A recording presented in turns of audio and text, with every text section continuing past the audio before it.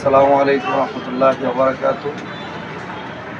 মহান আল্লাহ তাআলার দরবারে লাখ কোটি শুকরিয়া যে আল্লাহ রাব্বুল আলামিন এই পবিত্র মাহে রমজানের শেষ পর্যায়ে ঈদ উপলক্ষে গরিব অসহায় দুঃখী মানুষের জন্য ঈদ সামগ্রী বিতরণ করার জন্য বিপি ফাউন্ডেশন তথা ত্রিশাল উপজেলা বিপি ফাউন্ডেশন কর্তৃক আয়োজিত আজকে ঈদ সামগ্রী বিতরণ করার সকল স্তরের দায়িত্বশীল বৃন্দগণ ও আমার গরিব অসহায় দুঃখী মানুষ সকলকে জানাই ইসলামী আন্দোলন বাংলাদেশ ত্রিশাল উপজেলা শাখা তথা হাত পাকার পক্ষ থেকে আন্তরিক শুভেচ্ছা ও ধন্যবাদ।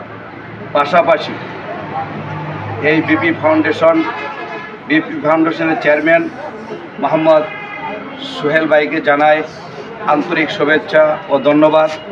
কেননা আজকে এই কাজটা অতি মহতের একটা কাজ, অত্যন্ত ইবাদতের একটা কাজ, যেই কাজটা আমরা অহরহই দেখি না, কিন্তু আজকে ত্রিশালে এই বিপি ফাউন্ডেশন কর্তৃক যে মহৎ কাজটা করেছেন, গরিব অসহায় মানুষদেরকে এক বেলা খাবারের জন্য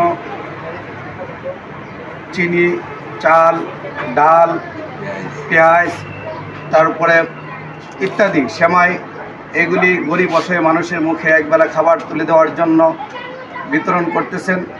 এই জন্য আমি বিপি ফাউন্ডেশনের চেয়ারম্যান সাহেব সোহেল ভাইকে এবং তার সহযোগী যারা আছেন তাদেরকে আমি আমার ইসলামী আন্দোলন বাংলাদেশ তথা হাত পাকার পক্ষ থেকে আন্তরিক শুভেচ্ছা ও ধন্যবাদ জানাই।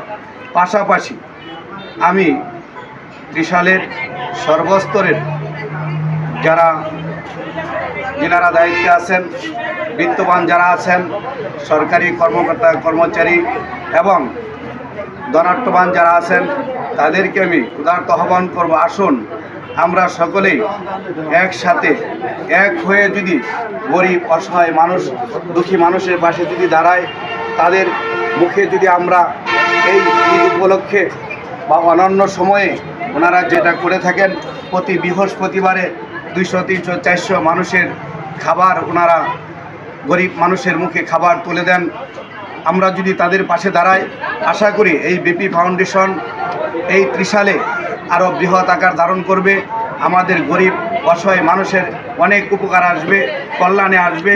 তাই আমি আমার ত্রিশালবাসীকে সকল স্তরের বিত্তবান ব্যক্তিদেরকে আহ্বান করব, আসুন আমরা এরকমভাবে বিপি ফাউন্ডেশন যেভাবে গরিব অসহায় মানুষের পাশে দাঁড়ায়, আমরাও সেভাবে গরিব অসহায় মানুষের পাশে দাঁড়াই।